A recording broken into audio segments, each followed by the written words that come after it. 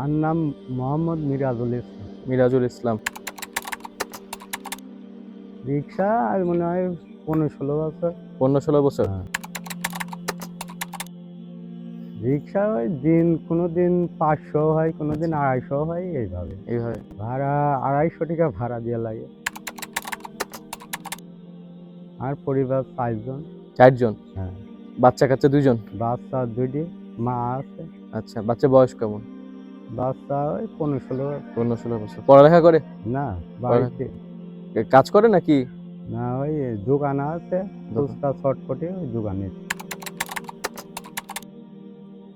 চলে। সংসার চলে না, এখন ভাড়া মারা কম তো, আচ্ছা, সংসার চলতে যায় না, চলতেই না একবারে। চলে না। দিন নিজের হলে বুঝলেন, নিজের গাড়ি হলে তেবে গাছ চলতে যায়। পরের গাড়ি চলা ওই 200-250 কি হয় বলে, সংসার হুম। চলে, সাইড দিল। আর কোনো ইয়া নাই? অন্য কর্ম পারিনি, যে অসুখ তো। হুম। কি অসুখ আছে আপনার?